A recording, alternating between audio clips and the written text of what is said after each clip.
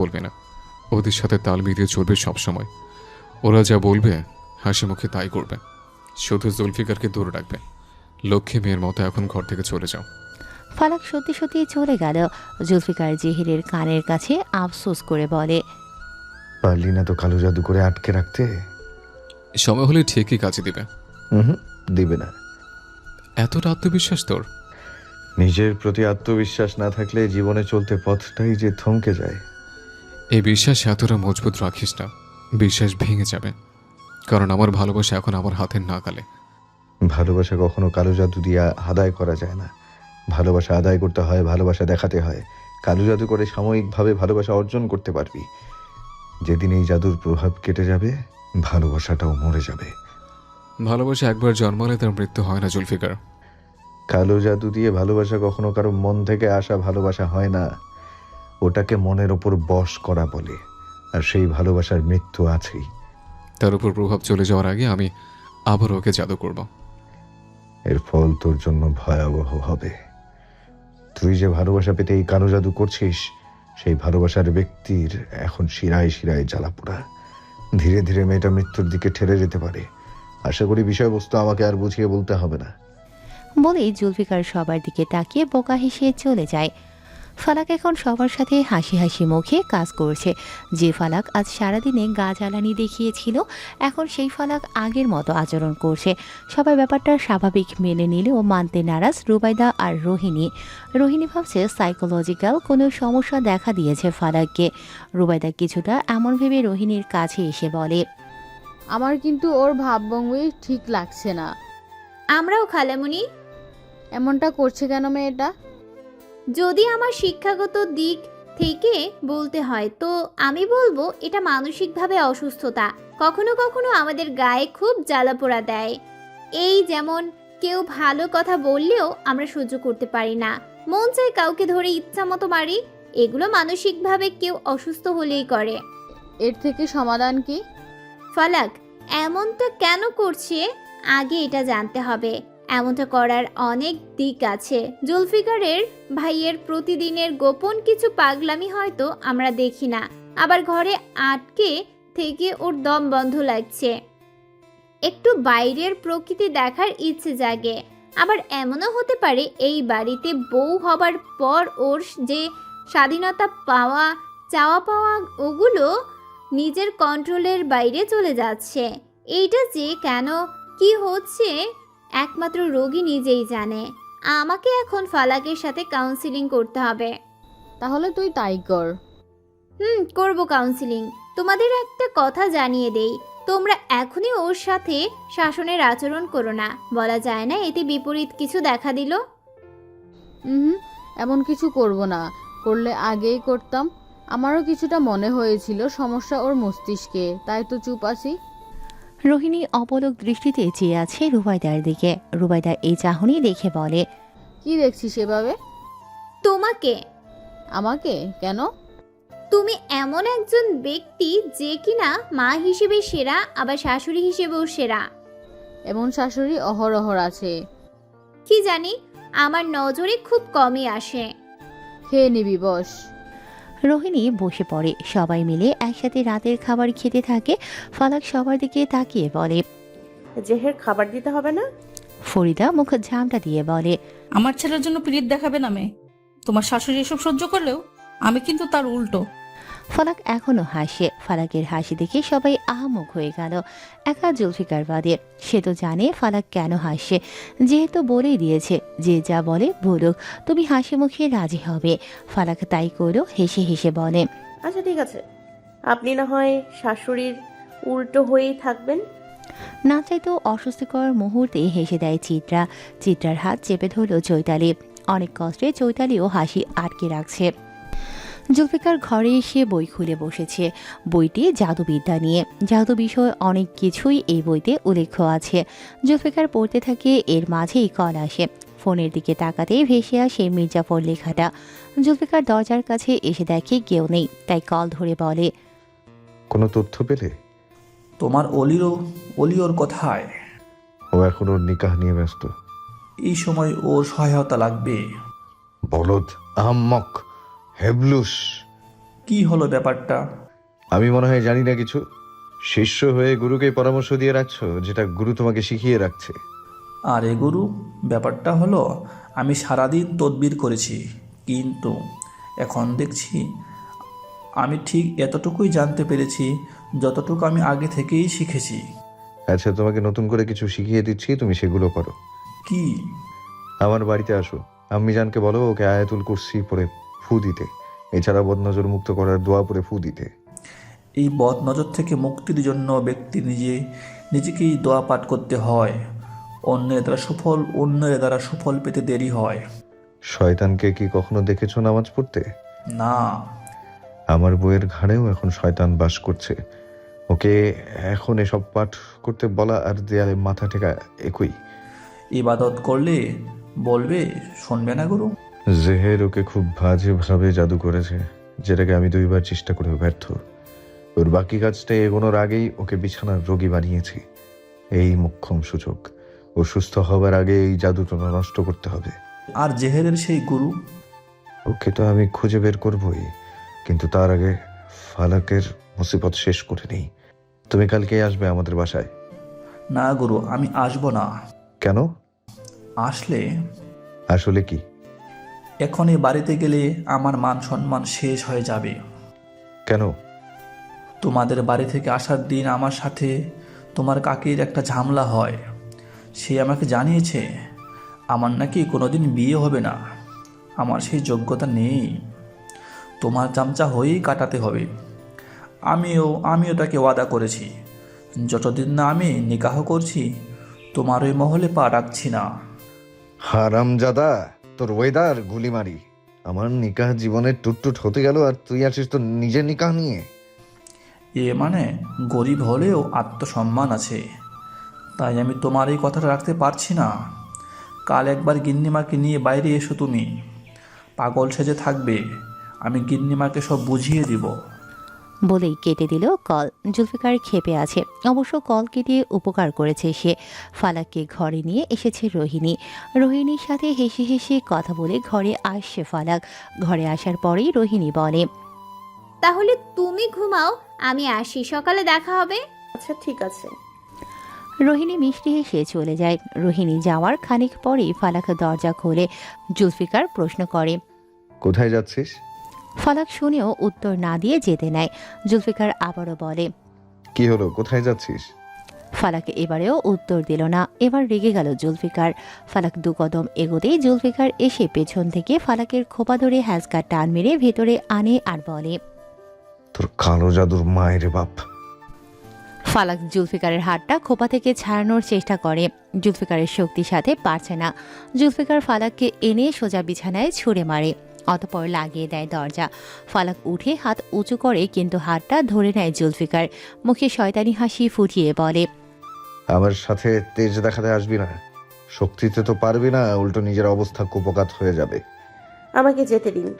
কোথায় যাবি শুনি? আপনাকে বলতে বাধ্য নই। তা বলবি কেন? যাবি তো তোর ওই ভীমরতি আশিকের কাছে। চুপ। তুই চুপ। আমি আপনাকে মেরে ফেলবো। তোর বাপের ক্ষমতা নেই আমাকে মারার। জুলফিকার। মেহবুবা। ফালাক এবার পিট করে চাইল। জুলফিকার ঠোঁটে হাসি ফোটালো এই চাহনি দেখে, কিন্তু আবারও বিগড়ে গেল। ফালাক রাগ দেখিয়ে বলে, আপনাকে আর সহ্য হয় না। তা হবে কি করে? শরীরে তো বিষের বাসা বেঁধেছে। এই বিষ না কাটলে আমাকে সহ্য করতেও পারবি না। ফালাক কোনো কথা না বলে চলে যেতে নেয় আবারও। জুলফিকার ফালাকের বাহু ধরে নিজের কাছে এনে বলে, কোথাও যাবি না তুই। আমি আপনার সাথে থাকবো না। তোকে আমার সাথেই থাকতে হবে। কিছুতেই না। ফালাক জোর করে নিজেকে ছাড়ানোর চেষ্টা করছে, কিন্তু পারছে না জুলফিকারের শক্তির সাথে। জুলফিকার ম্লান হেসে বলে, দেখা যাক কিভাবে যেতে পারিস তুই। ফালাক বারবার নিজের শক্তি ব্যয় করতে থাকে। এক প্রকার ধস্তাধস্তি শুরু হয়েছে দুজনের মাঝে। গায়ে শক্তি না থাকা সত্ত্বেও শক্তি প্রয়োগ করছে ফালাক। জুলফিকারের শক্ত হাতের চাপে ফালাকের হাত ব্যথা করছে, তাও পারছে না নিজেকে ছাড়াতে। জুলফিকার এবার ফালাককে বিছানায় এলিয়ে দিল। তারপরও ফালাক নিজেকে ছাড়াতে চায়। তার আজ রাতে এখানে থাকার অনুমতি নেই। তাই সে চলে যেতে চাচ্ছে। জুলফিকার যেতেই দেবে না। এভাবে দুজনের মাঝে ধস্তাধস্তি চলতে চলতে জুলফিকার নিজের মাঝে আরেক সত্তার জন্ম দিল। নারীর টান অথবা লোভ যেটাই বলা হোক দেখা দিল জুলফিকারের মাঝে। একজন সুন্দরী রমণী বদ্ধ ঘরে এভাবে গায়ের সাথে লেপ্টে থাকলে কিভাবে বা নিজেকে সামলে রাখা সম্ভব? জুলফিকার পারেনি নিজেকে সামলাতে, তাই সে আজ জোর করে ফালাককে। ফালাক নিজেকে ছাড়াতে চাইলেও পারছে না। জুলফিকার তার শক্তি প্রয়োগ করে আজ স্বামীর অধিকার ফলিয়ে নিল। এক সময় এসে ফালাক চুপ হয়ে গেল। ফালাকের চোখের কোণা দিয়ে পানি ঝরছে। জুলফিকার ওর ঠোঁট জোড়া দিয়ে শুষে নেয় ফালাকের চোখের পানিটুকু। সকালবেলা আলোর দেখা মিলতেই চোখ মেলে তাকায় জুলফিকার। চোখ মেলেই পাশে ফিরে তাকাতেই দেখে ফালাক উল্টো দিকে মুখ করে আছে। একটু ঝুঁকে তাকায় জুলফিকার ফালাকের পানে। মেয়েটার চোখ বেয়ে টুপ টুপ করে পানি পড়ছে দেখে গা জ্বলে গেল জুলফিকারের। জুলফিকার রেগে মেগে বলে, ঢং দেখলে বাঁচি না। ফালাক শোয়া অবস্থায় চোখ রাখলো জুলফিকারের দিকে। নিজের উপর ভর দিয়ে থাকা জুলফিকারকে দেখে রাগে গজগজ করতে থাকে। ধাক্কা দিয়ে সরিয়ে বলে, আমার সাথে এগুলো করার সাহস আসে কোথা থেকে? কবুল বলেছিস, যেখান থেকে সাহস এসেছে সেখান থেকে। আমার অনুমতি ছাড়া আমাকে ছুঁয়েছেন কেন? অনুমতি দিসনি তাই অনুমতি ছাড়া ছুঁয়েছি। আপনি জোর করে আমাকে ভোগ করেছেন, কিন্তু আমাকে কোনোদিন পাবেন না। তোকে না পেরে ভোগ করলাম কিভাবে? জোর করে শরীর নিয়ে যা খুশি করা যায়, কিন্তু মন পাওয়া যায় না। শরীর টানলেই মনটা চলে আসে। আমার ওই মনটা আলাদা আর চাই না। আপনি আমার দেহ ভোগ করলেও আমার অন্তরের স্থান পাবেন না জুলফিকার। তোর দেহ থাকা মানে আস্ত তোকে রাখা। অন্তর দিয়ে কি ছিড়বো আমি? অসভ্য লোভী লোক। তুই নিজেই তো একটা নির্বোধ নারী। মুখ সামলে কথা বলুন, না হলে খুন করে দিব আপনাকে। তুই খুন করতে আসলে আমি তো তোকে চুমু দিয়ে বসিয়ে রাখবো, এমনটাই তো মনে হয় তোর আমাকে। ঘৃণা করি আমি আপনাকে। আপনি আমার ভালোবাসা কখনো পাবেন না। কালো জাদুর পিনিক কেটে গেলে এই বাংলা সিনেমার ভাষণ শুনবো। এখন যা, গোসল করে আয়। ফালাক উঠে চলে যায়। গোসল সেরে এসে দেখে জুলফিকার গ্লাস হাতে নিয়ে বসে আছে। ফালাক পাত্তা না দিয়ে একটা ব্যাগ নিয়ে জামা কাপড় ভরতে থাকে। জুলফিকার ভ্রুকুটি করে এগিয়ে এসে বলে, ব্যাগ গোছাচ্ছিস কেন? আমি আপনার কাছে থাকবো না তাই। জুলফিকার লাথি মারে ব্যাগ সরিয়ে বলে, এসব রং তামাশার সিন আমাকে দেখাতে আসবি না। তুলে আছাড় মেরে তোর কালো জাদুর পিনিক কাটিয়ে দিব। কিসের কালো জাদু? দেবরের দিকে ঢলে পড়ার। কি সব বাজে বকেন আপনি? তুই কি বুঝবি এখন? বাদ দে এসব কথা, পানি পান কর এখন। আমি আপনার হাত থেকে কোনো কিছুই মুখে নিব না। তা নিবি কেন? তোর তো এখন স্বামীকেই সহ্য হয় না। বুঝেছেন যখন আছেন কেন? আমার ঘরে আমি তো থাকবো। থাক তুই তোর ঘরে, আমি নিজেই গেলাম। এক পা সরা ঘর থেকে, তোর পা আমি লুলো করে দিব। তোর সাহস তো কম না, আমার পা লুলো করতে চাস? তোর সাহস তো কম না আমাকে তুই করে বলিস। তুই আমাকে তুই করে বলিস কেন? আমি তো পাগল সেজেছিলাম তাই। তুই বহুরূপী, তুই শয়তান, তুই গিরকিটি, তুই। আরও কিছু বলতে নেবে ফালাক জুলফিকার ফালাকের হাত টেনে নিজের কাছে এনে বলে, সবকিছুর ঊর্ধ্বে আমি তোর 3 কবুল বলা স্বামী মেহবুবা। ফালাক ধাক্কা দিয়ে সরিয়ে দেয় জুলফিকারকে। জুলফিকারের থেকে গ্লাস নিয়ে বলে, তোর দেয়া পানির একাংশ আমি আমার গলা দিয়ে নামাবো না। যেই গ্লাস ছুঁড়ে ফেলতে নেবে জুলফিকার হাত ধরে গ্লাস নিয়ে নেয়। ফালাকের চোয়াল ধরে গালটা জোর করে হা গড়িয়ে পানি ঢুকিয়ে দেয়। বেশিরভাগ পানি চলে যায় ফালাকের শাড়িতে। ফালাক অনেক কষ্টে না বেড়ে পানি মুখে পুড়ে নেয়। জুলফিকার যখন দেখলো ফালাক থেমে গেছে, ছেড়ে দিয়ে গ্লাসটা পাশের টেবিলে রাখে। সাথে সাথে ছাড়তেই যেন অবাক হয়ে গেল জুলফিকার। ফালাকের মুখে সমস্ত পানি পিক করে ছুঁড়ে মারে জুলফিকারের মুখে। জুলফিকার চোখ বন্ধ করে নেয়। দাড়িগুলো পানিতে ভিজে গেছে, দাড়ি দিয়ে টুপ টুপ করে পানি পড়ছে। জুলফিকার রেগে গেল। ফালাকের দিকে তাকিয়ে ঝাঁঝালো কণ্ঠে বলে, হতচ্ছাড়ি, আমি তোর স্বামী নাকি? তোর মতো স্বামী আমি চাই না। পিনিকে পড়ে কত রঙ্গই না দেখালি। আমারই ভালো একদিকে, তোর সামনে অভিনয় করা লাগে না। বলেই জুলফিকার আলমারি থেকে নিজের পোশাক নিয়ে ফালাকের পোশাকগুলো তালা মেরে গোসলখানায় যেতে যেতে বলে, যতটুকু পেটে পড়েছে তাতেই হবে। বলেই চলে যায় গোসলে। ফালাক মুখটা মুছে নিয়ে বলে, এক ফোঁটা পানিও আমি আমার গলায় পৌঁছায়নি। বলেই গ্লাসটা নিয়ে বের হয় ঘর থেকে। দেখা হয় তামান্নার সাথে। তামান্না বলে, তোমার সাথে তো আমার দেখাই হয় না তেমন। জুলফিকার ভাই কি এখন তোমাকে খুব চালায় নাকি একটু সুস্থ? ওই পাগলের কাজই হলো আমাকে তিলে তিলে শেষ করে ফেলা।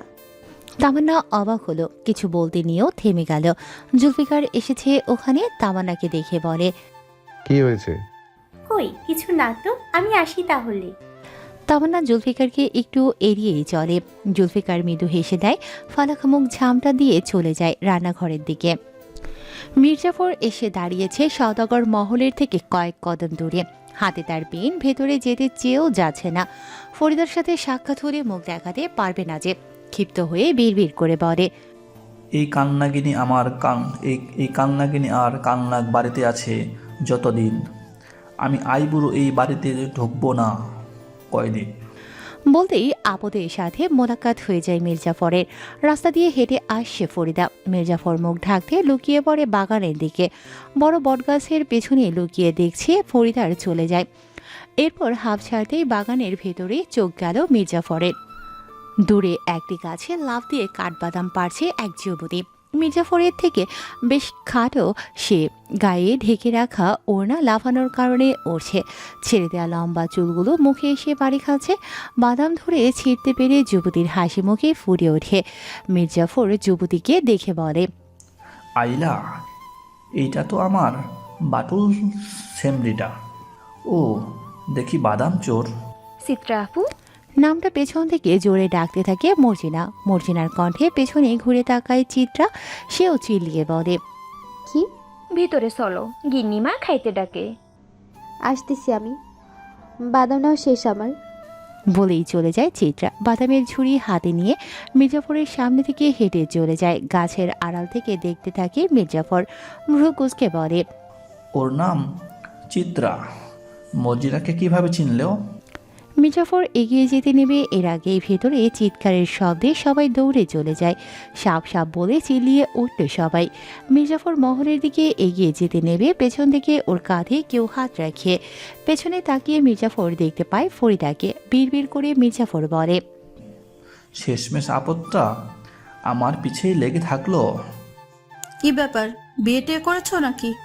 বুক ফুলে তো ঠিকই বাড়িতে পা রাখতে যাচ্ছ। বউ কই তোমার? আমার বউ বিয়ে না করে বসে আছে। আমি গেলেই বউ আমাকে বিয়ে করবে। মানে বিয়ে করনি? তাহলে এ বাড়িতে এসেছো কেন? ভালোই তো ওয়াদা করে গিয়েছিলে আমার উপরে জেদ দেখিয়ে। পালন করার হেরম তো দেখছি না। মির্জাফর এবার হাত টান টান করে বলে, আমি শপথ করেছি যে এই দুয়েকের মধ্যে নিকাহ করিয়া আপনার সম্মুখে আসিব। যদি নিকাহ না করিয়া আসতে পারি, আমি মির্জা ফরহাদ অলিকে নাকে খড় দিব। ওসব মুখেই মানায়, পূরণ করতে যোগ্যতা লাগে। বলেই চলে যায় ফরিদা। মির্জাফর রেগে মেগে আগুন ফুসফুস করছে রাগ করতে করতে। পকেটে থাকা ফোন বেজে উঠেছে তার। পকেট থেকে ফোন বের করে দেখে জুলফিকার কল করেছে। মির্জাফর কল কেটে বলে, যতদিন না আমি নিকাহ করছি গুরু বইয়ের কালো জাদু ভোগ করতে থাকো। আগে এই বাটুল স্যামরিটারে নিজের করে নেই, তারপর সব। বলেই মোবাইল বন্ধ করে চলে যায় মির্জাফর। হাতে থাকা বিন নিয়ে হাঁটতে থাকে নিজ মনে। জুলফিকার রেগে গেল। কল করে যাচ্ছে, কিন্তু এখন ফোনটা বন্ধ। সবাই দৌড়াদৌড়ি করছে। ফালাকের মুখ থেকে ফেনা পড়ছে। বেশ কাটাতে হবে শরীর থেকে। একটু আগেই একটা সাপ এসে ছোবল দিয়ে গেছে ফালাককে। নিস্তেজ হয়ে পড়ে আছে সে। জুলফিকার আড়ালে এসে কল দিয়েই যাচ্ছে। ফলাফল শূন্য। মির্জাফর নেই এখন। অনেক ভেবে জুলফিকার ও টোটকা নিয়ে সবার অগোচরে দুফুটা ফালাকের গালটা হা করিয়ে খাইয়ে দিল। রুবাইদা দেখে ফেলে, তাই কাছে এসে বলে, কি খাওয়ালে তুমি ওকে? পানি, ওরা তো পানি খাইয়ে দিচ্ছে। ওরা পানি খাইয়ে দেয়নি, ওরা পানি মুখে ছিটিয়ে দেয়। বউয়ের কি হয়েছে? সাপে কামড়েছে। মারা যাবে বউ? না না, এমন বলতে নেই। আমরা সুস্থতার ব্যবস্থা করছি তো, বাকিটা আল্লাহর হাতে। বউ কি করলে সুস্থ হবে? মির্জাফর থাকলে সুবিধা হতো। ও তো বিন বাজানোর পারদর্শী, সাপ ধরতে পারে। কিন্তু ও তো নেই এখানে। কে বলেছে নেই? ও আছে। কোথায়? আমি দেখেছি ওকে মহলের বাইরে, বিন হাতে ঘুরতে বেরিয়েছিল। ফরিদার কথা শুনে রুবাইদা আশার আলো পেয়ে বলে, তাহলে মহলে আসতে বলো, এখন ওকে খুব দরকার। আসবে না সে? কেন? ওয়াদা করেছে একটা বিষয় নিয়ে, সে তোমাদের নাই বলি। কিন্তু আসার আগে ওর কাজ সম্পূর্ণ করতে না পারলে নাকে খড় দেবে এটা জানি। জুলফিকার রাগের সহিত চেয়ে আছে ফরিদার দিকে। ফালাককে সাপে কেটেছে, এরা আছে নিজেদের ঝামেলা নিয়ে। জুলফিকার একবার ফালাকের দিকে তাকালো। যে টোটকা দিয়েছে তাতে বিষ শরীরে ঢুকতে বেশ সময় লাগবে। আপাতত ফালাক সুরক্ষিত, বিষ নিয়ন্ত্রণ করতে পারবে, কিন্তু ক্ষণিকের জন্য। 5 কি 6 ঘন্টা পর আবারও বিষ পুরো শরীরে কাজ করতে থাকবে। জুলফিকার খুব ভালো করেই জানে ফরিদা বাজেভাবে আঘাত করেছে মির্জাফরের মনে। ছেলেটা একঘুয়ের মতো, তাই তো জুলফিকারের সাথে সে সব সময় থাকে। তার কাছে জুলফিকার সেরা।